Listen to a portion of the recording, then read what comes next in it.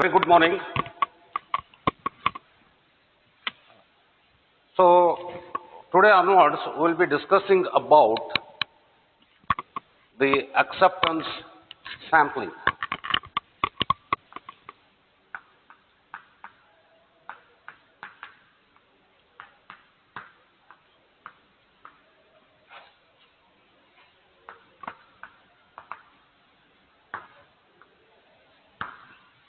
In fact,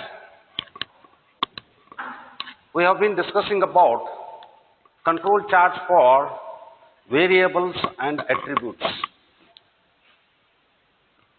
And that has laid certain foundation and which has ensured that the manufacturing processes will be producing the required quality. It will ensure when the production is going on, when the process is going on. Now, this acceptance sampling, it comes into picture when the production is completed. And now it is a time to sell the goods to the customer or to the consumer so that he has to be satisfied. If it is only one or two items, there is no problem at all. But when the consumer is buying thousands of items, for example, the nuts, bolts, and other things, and he wants to buy the sub-assemblies or the components for his main assembly, then he doesn't have much time to see that each and every item is correct or not. He wants to be ensured. He wants to be assured. Because these things, they emanated because of the mass production. If it is job production, no, immediately when the process is going on itself, it will be checked and you are going to produce only one or two components, that is job, so there won't be any, because then and there itself, the inspection and other things will be followed. But in case where it is a mass production, no, only these things are to be resorted to.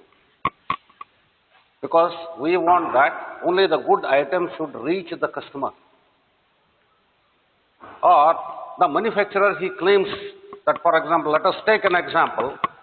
The manufacturer claims that it doesn't contain the whatever he has produced in 1,000.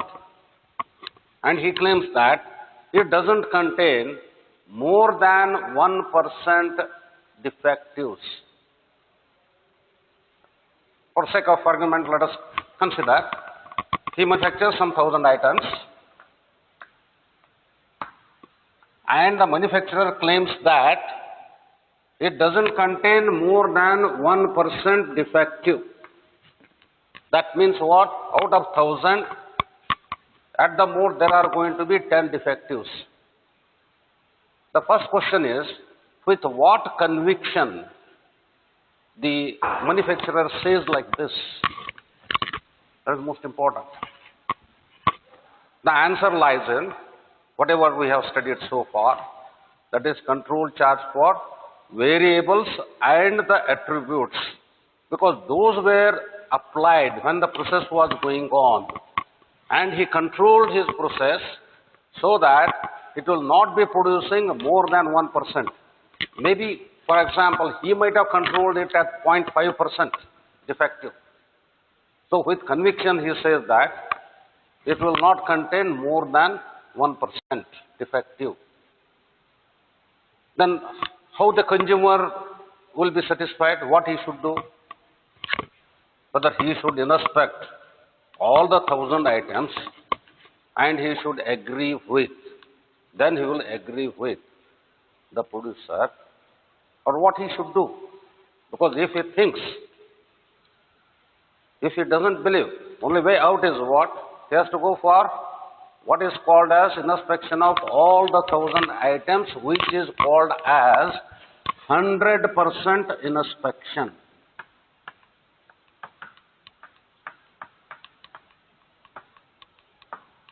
What this one? 100% inspection. If 100% inspection is done, what is going to happen? That we need to think. Because always as the engineers, or especially as the industrial engineers, and when we are talking about the manufacturing process, and when we are talking about the life cycle management, because the entire thing, whatever is produced, still it remains, it is shipped, it is commissioned, still it remains with the customer. The person is responsible for that. Producer is responsible for that. That is what we say that life cycle management. It is not just that we are just selling it, the producer is selling it, and then it is the botheration of the consumer. No, no longer it is like that. Because now it has become not the seller's market, it has become the buyer's market, or it has become the consumer's market. Consumer can dictate the terms. So he has to be told in advance, and it should be proved. Okay? That is what I told you. He can go for 100% inspection. In such eventuality, what are going to happen? The first thing is the time. Time is precious. Even if you look at, it is going to take 1 minute to inspect a particular item. And 1,000 items means 1,000 minutes. How much it will cost? And afterwards, inspecting that one, you will actually find that it may not be containing more than 10 defectives.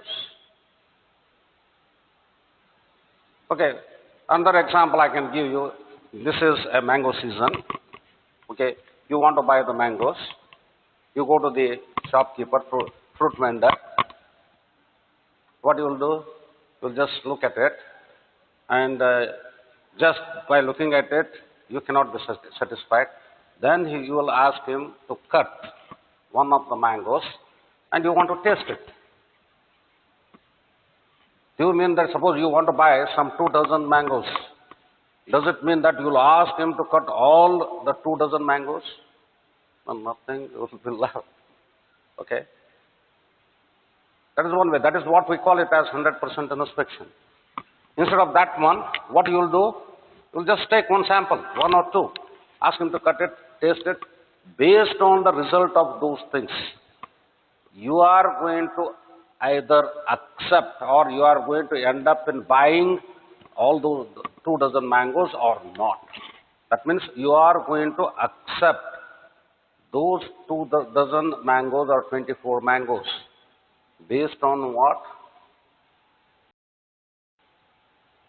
The sampling. Only 1 or 2 you might have tested.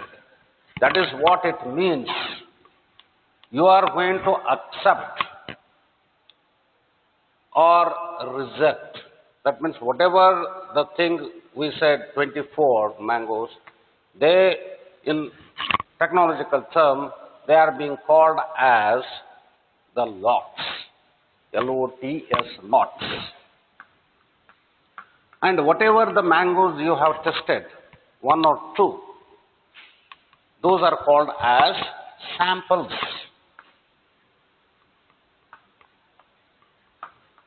So based on the samples, you will take the decision about buying or not buying those 24 mangoes, that lot. Based on what? The sample. So based on the sample, you will either accept or you will reject the lot.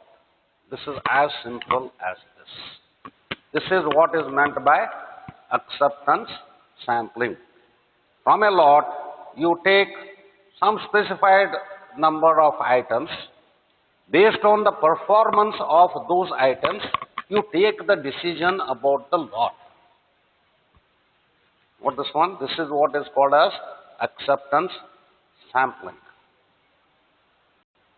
So before proceeding further, let us see to what depth we should go regarding this acceptance sampling. So let us see the syllabus, and based on the syllabus, we can address this particular issue. So this is the fifth unit, and logically and other things, already the foundation has been laid for this. Okay. So here the fifth unit, it goes like this: acceptance sampling, concept of acceptance sampling, advantages and limitations of sampling, inspection, methods. Concept of acceptance sampling, advantages and limitations of sampling inspection, and sampling methods. OC curves, producers and consumers risk, quality indices for acceptance sampling plans, AOQL, steps in design of acceptance plan, characteristics of OC curve, sampling plans, ATI curve, comparison between single, double and multiple sampling plans with numericals. Okay, to tell in the gist, what we are going to study is what is meant by acceptance sampling, how it is advantageous with respect to 100% inspection, what are the limitations of this acceptance sampling, what are the various methods of collecting the samples, that is what he calls it as the sampling methods. And he brings in one more this thing, OC curve. It is nothing but operating characteristics curve. So as we further go into the details, we will know, but at the moment it is sufficient to know that the short form, that is OC, means operating characteristics. Characteristic curve. Curve regarding what? Operating characteristics of what? Operating characteristic of a sampling plan. So try to know the difference between sampling method and sampling plans. Both are different. Sampling method is how you are going to collect the samples. Okay, that also we are going to discuss. Sampling plans, this OC curve, it differs, the operating characteristic curve, it depends on the sampling plans. So we need to know what are the different types of sampling plans. We are also talking about that. And operating characteristic curve and its basic elements, which will bring into the concept of the producer's risk.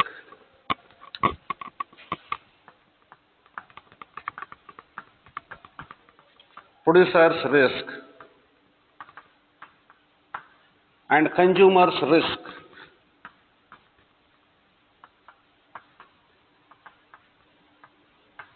So this is called as alpha, this is called as beta, because this will happen because of the sampling. In case of 100% inspection, there is no question like this. Producer's risk and consumer's risk, nothing will be there. Because the given thing is inspected 100% of the time. But because of the quantity, maybe in thousands, hundreds, thousands, lakhs, so it becomes impossible. That is what I told you, to inspect each and everything. But however, now automation or whatever we can think about, there also the things have been, because when the process is going on itself, it can be checked.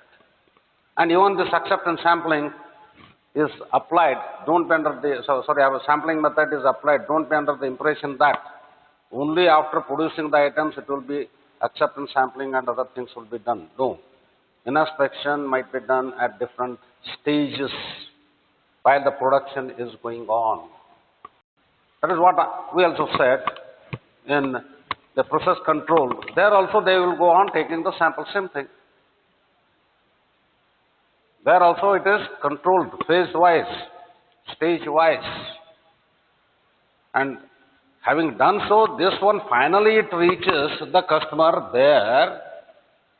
For we are going to use these terms. Consumer and the producer, they are in face-to-face now.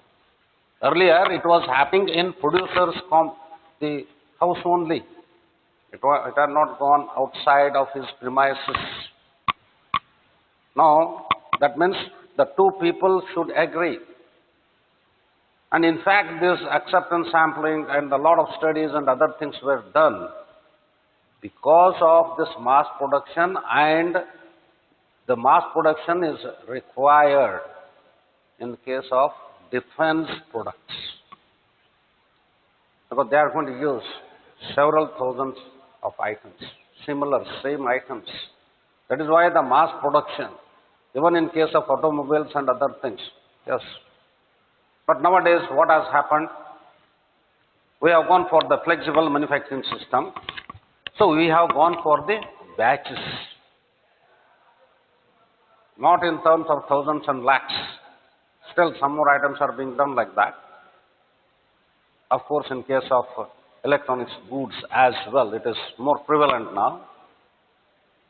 In lot production, maybe in 50 or 100 or 10, like that, it will be produced. Okay? Is it understood? That is why it becomes more imperative that we should go for the sampling. That is what it talks about, operating characteristic curve, in the sense there are different types of sampling plants, okay, which will depend on the lot size and the sample size.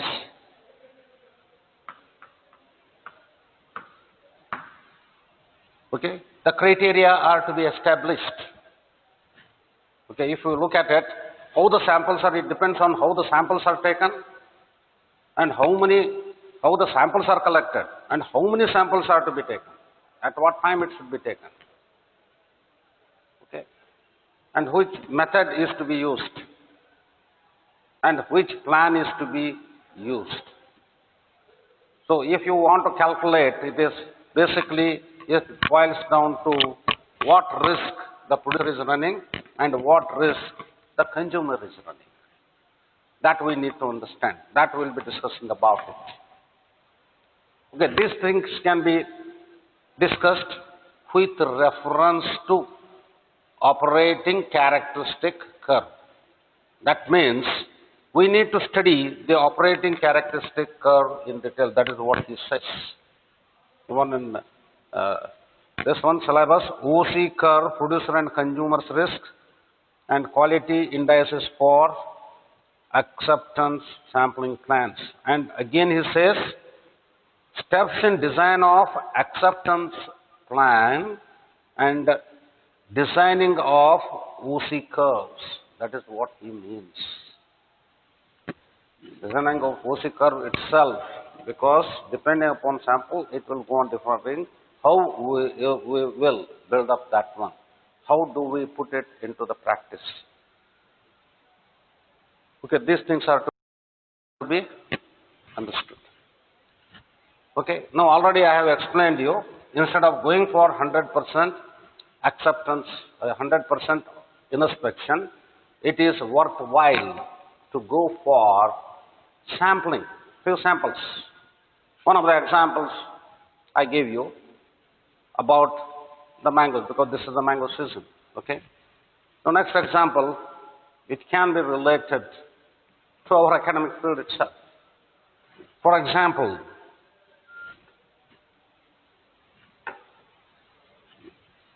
usually how many questions, say for example, you have got a practical exam or you have got a theory exam. At the most, for this particular subject itself, how many questions we can ask at the end of the semester exam? Can you think about it? What we are really trying to do? Whether you have understood the subject or not, whether the teacher has taught it properly or not. Because they don't be under the impression that examination is meant only for you. The examination is meant as well for the teacher because it reflects what he has taught, how much it has been understood by the students, so that it will go on giving the corrective actions. So while we were discussing about the process control, I told you the same thing. When the learning is going on, we'll go on collecting the sample in the academic field. What we'll do, we'll go on asking you to write the first internal, second internal, third internal test like that. And we'll be conducting some quizzes. We'll be giving you certain assignments. Each one of these things need to be graded. So that is a checking. That is what we say that the continuous evaluation. It is not only end of the semester exam. Earlier, those things were there. Not much importance was given to the continuous evaluation system. It was only semester end system only. 100% of the weightage used to be given then. But afterwards, they started giving some 20, 80% or 75% weightage to the semester end exam. But even if the student, they don't do well in that 25%, but still they can make it up during that end of the semester exam. Try to understand these things. Okay? Here also, the sample questions will be asked. Only 1 or 2 or 3 tests will be conducted. Why not? Dilute one test. That will become the 100% in a spec.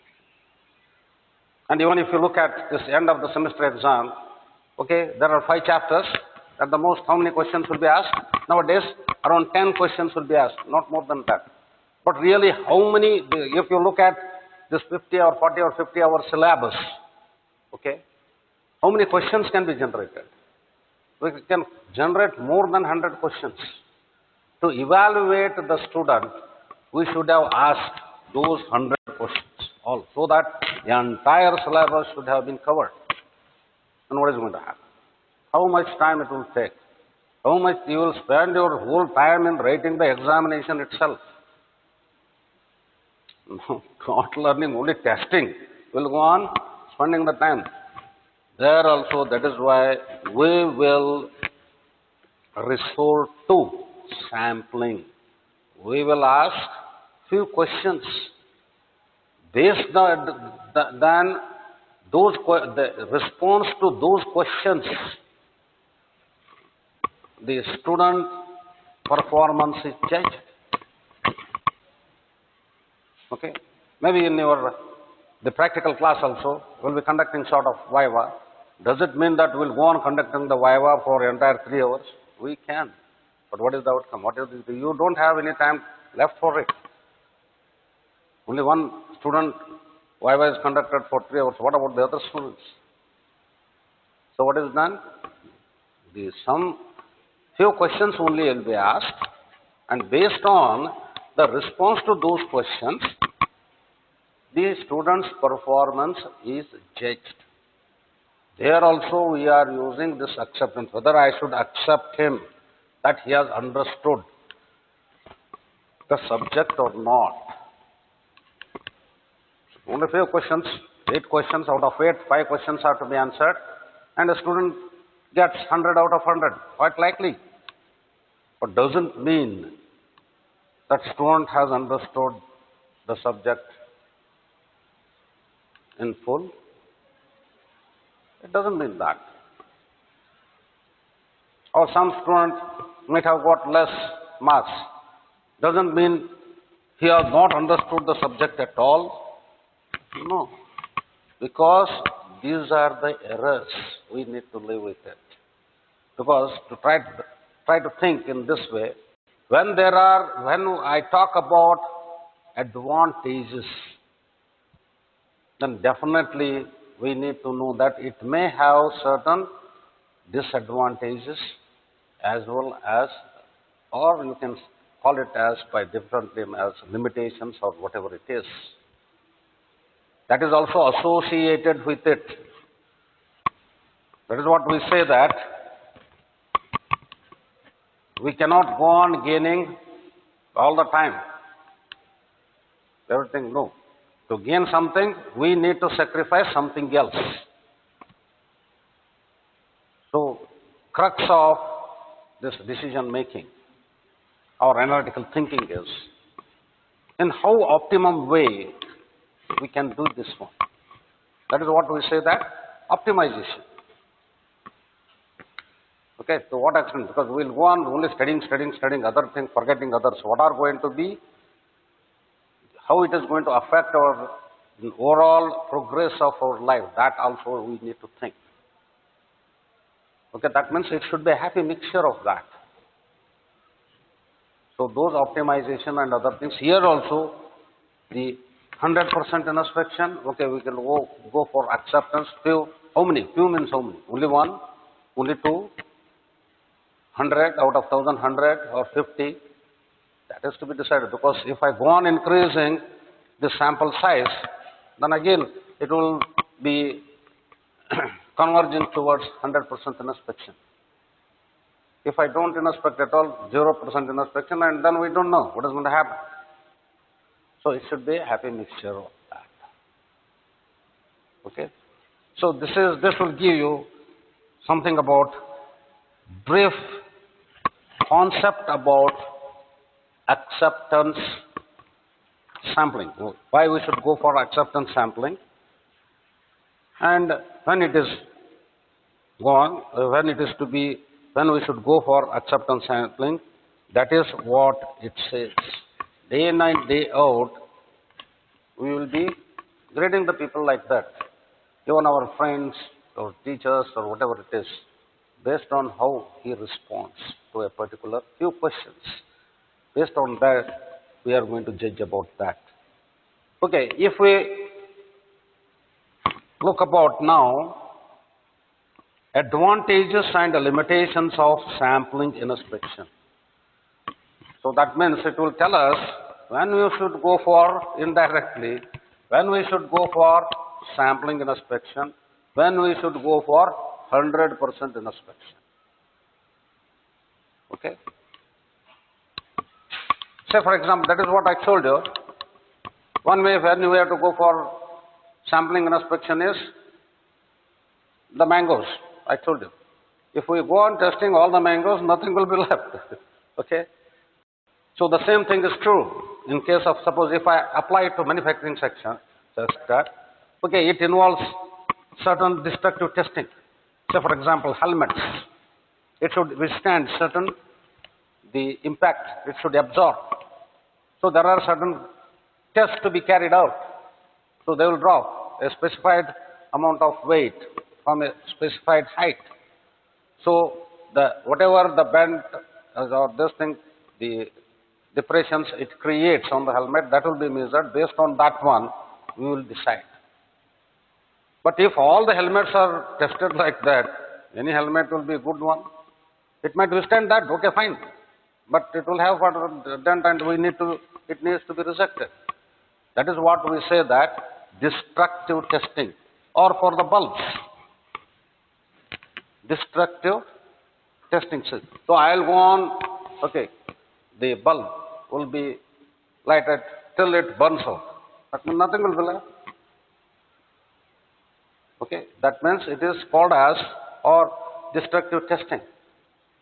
So in destructive testing, there is no other way but to go for the sampling, not 100% inspection. Even in our house, the mother, she tests the rice, not the entire rice, only a grain of that rice, whether it has been cooked or not. What this one? So knowingly or unknowingly, we are using it. Only we have given some color by saying that acceptance sampling or this thing, that thing. Okay, fine. The same thing, it is not a new concept. Right from thousands of this years, it has been there. Okay. So then, one advantage I told you, when it can be, there is no other substitute. We cannot go, that means when we cannot go for 100% inspection, when the destructive testing is involved, we cannot go. So that means that will become the advantage for the acceptance sampling. Second thing is what? As I told you, 100% inspection, it takes time, hence it costs money also. That means it will become more costly affair. Again, they have developed certain these things, optimization equations, wherein if I know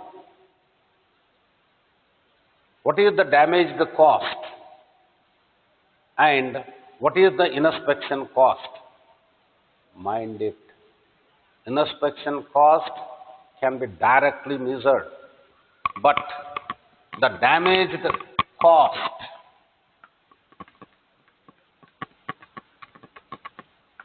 cannot be measured.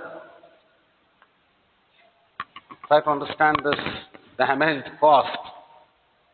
Absolutely, that is not possible at the most. It can be estimated. Okay? And in some of the cases, we cannot leave it for acceptance sampling. No, not possible at all. 100% inspection. For example, spacecraft or other things. No question. Because the damage cost will be enormous. That is why, based on the damaged cost, and because if I allow the damage cost in the sense what? If the faulty item is allowed into the system, what damage it causes, that is what we call it as damage cost per unit. And how much time it takes to inspect that item, that component, that one. How much it will cost. Based on these two, we can find out. Okay? That means, in general, 100% inspection, it is a costly affair. But it has to be weighed in lieu of this. Second part, whatever I told you, it might be the limitation of the acceptance sampling. Okay? Third one, day in and day out, 100% inspection is done. The inspector is subjected to the fatigue. Because as the studies they show, day in and day out he is going to check the same things. The fatigue will creep in and he is more likely to commit the mistake. Okay? That is, whereas in inspection, acceptance sampling, it is few items, so that fatigue will not be there. That is eliminated. And since only few number of items are to be inspected, few staff are required. That is another advantage of going for acceptance sampling. Okay, but the most important advantage, most important advantage of acceptance sampling is, even though the part of the lot is inspected, maybe 2%, 5% of that one is inspected, but it improves the quality because it tries to put the pressure on the producer, because that might be one disadvantage to the producer. Try to understand. So which puts us, because this acceptance sampling, in that case, it is beneficial to the consumer. You might ask the question, how it happens. Let us take, just for the hypothetical case. A lot is there, which consists of lot. It has got a size of 100 items. Okay, lot. Usually it is denoted by capital N, 100 items. Out of a lot of 100, I will take a sample of 5. Don't ask me why you are taking only 5, why not 10, why not 50. That is what we are going to design, in fact. A lot of research work has been done in that. Okay? We say out of 100, 5 samples are taken. It is denoted by small n. And if this sample, it contains not more than one defect, the lot will be accepted. What is one? But before that one, you should have asked me the question. How many defectives are there in this lot, sir?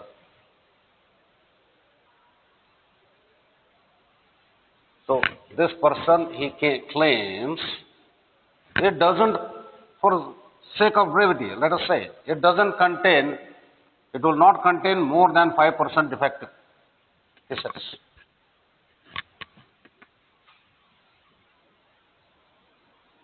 Okay? Okay, one way is you can make it 0 or 1, or let us say that it is 10% defective, he says. Okay, and unknown to us, there are 10 defectives in this, not more than 10. Or if I say 5%, unknown to me, there are 5 defectives. Now, I can say that acceptance number, I can say that 0. Let me say that it is 5% defective it contains. Out of 100, 5 are defectives. So what I do is, I will not inspect all the 100. I will take a sample 5 out of those 100. And I will check only these 5 samples. If it doesn't contain a single defective, I conclude that this lot is 100% good. I'll accept it. But really, it is not 100% good. It consists of 5% defective. He has claimed. But we have, both of us, the producer as well as the consumer, they have arrived at this conclusion. So there is likely to be the error. Is it understood? But it should contain 0 to be on the safer side. So some responsibility has to be borne in by the consumer as well. For example, now we have designed like this. When I take a sample of 5, it is more likely that it may contain 1 defective, it may contain 2 defectives, or it may contain all the 5 defectives. Which is more likely to happen? That we should know. That is what the probability teaches us. That is what I started with probability. Because this probability plays an important role, not only in your work life, in your real life too. It is going to play an important role because it tells us all the possibilities we can go through. What this one? Now what has happened? If I ask you the question, is it more probable that it will contain all the 5 defectives? Because 5 out of 100, 5 are there. When I select, it may contain all those 5 defectives. In that case, what I would have concluded? No, 100% the lot is defective. But actually, if it contains 5, this is one error we are creating. By going for acceptance sampling, based on the sample, I am going to decide the fate of this lot. Likewise, based on the questions what I ask in the Viva, I might ask you only 2 or 3 questions. And all the 3 questions, if you don't answer, then I will put 0. If you answer all the 3 questions, I will put 100. But if I had asked the fourth question, perhaps you might not have answered three questions, that fourth question you would have answered perfectly well. And for other student, all the three questions he has answered, but that fourth question, typical question, he would not have answered. But I will not be asking. That means that is one error. It will be always associated. Because when it has got certain advantages, or that we can call it as a limitation, which I will be discussing under limitations in fact. This is to be discussed under limitations. But I told you that means here, this is what is being done. We are going to conclude about this lot by taking the sample. That is how it works. So we should know which is more probable to happen, which is less probable to happen. For all it is that all it contains 5 defectives is less, because overall this thing itself is 0.05. It is almost rare. Okay? Probably yes, 1 defect, yes. 0, yes. Okay? If I get 0 defective, that means what is that I am going to conclude? 100% it is good. Like that. If I find out of 5, 2 are defective, that means 40% of the lot is defective, but really it is only 5% defective. Try to understand. Okay, these are going to be the limitation. But why I explained you this one is important observation that is to be made over here is when he says that 5% defective and we have fixed up this one, I get 1 defective out of this sample. That means what I will do? What will happen to the lot? Lot gets rejected. Even though it has got 5% defective only, I calculate out of 5, 1 is defective. That means its percentage defective is 20%. Out of 5, 1 is defective. Whereas he claims 5%. No, it cannot be accepted. Then what is to be done with the lot? Lot will be rejected. Okay. Once the lot gets rejected, what is to happen? Then it should be subjected for 100% inspection. Okay. 100% inspection. Who will bear that cost? That is the next question. Because as I explained you in one of my classes, or often I tell you, because how these distinctions are made is based on the monetary terms. Because that is the common add stick. Who has to bear? Because since the cost of, because one hand we say that cost of in acceptance sampling, the cost of inspection is reduced, we say. But if it happens here like this, 100% inspection has to be done. Who has to do? Who has to bear? Then the producer has to bear that. We might have written in our memorandum of understanding or whatever it is. 100% inspection is to be done, and what is to be done? When he finds out all the defective items, they are to be replaced. Now, for example, here we have got 1 defective. We should have got 0, 1. That means out of 100, we knew that 5 defectives were there. 1 has been found. And when we go for another 95, this one inspection, all other 4 will be identified. Those 4 plus 1, these all 5 defectives are to be replaced by good items. So he has to resubmit it. So he will submit in that case 100% good items. Nothing will be defective. That is how the quality improves. And that is how this is one of the major benefits of the for the consumer who is buying. Okay, is it understood? That is what is more important over here. Okay, somewhere that means producer needs to be specified. So that we'll see. In case of why, that will answer our question. The producer's risk, for example, I'll give you, usually producer risk is 5%, whereas consumer's risk is 10%.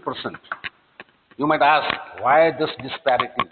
Why the producer's risk and consumer's risk should be same? You understood this one? That time you try to think.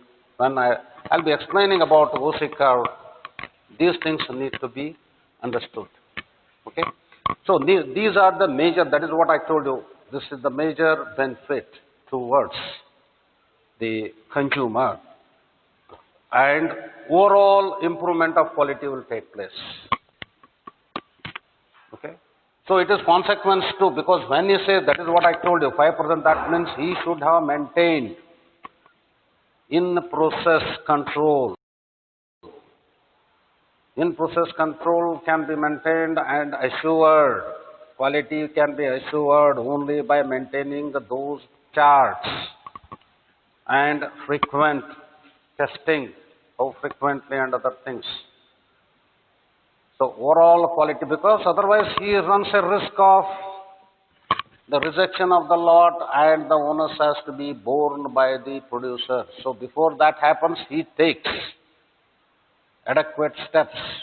So build in good quality. Because actually he might be manufacturing 2% defective, but he says to safeguard himself, it has got 5% defective. Okay, fine. Now what are those things and other things? Let us see. With respect to operating characteristic curve, whatever I have built in, these things are going to be explained with respect to that.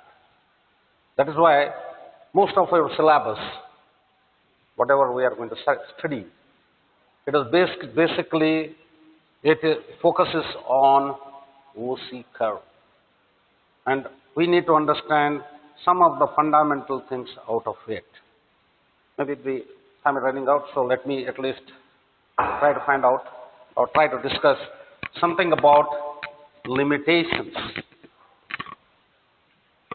of the acceptance sampling.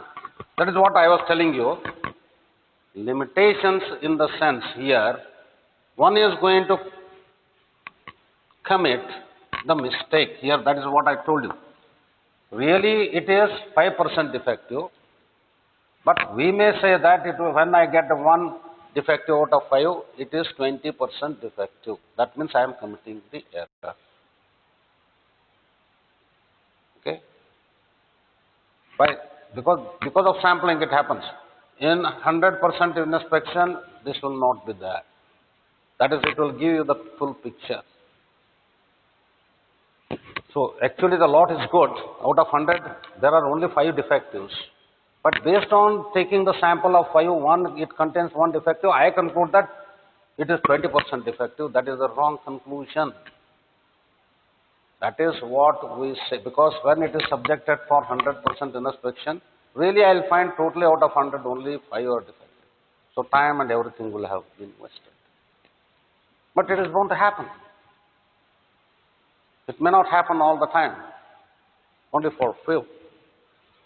So this is what we call it as type 1 error.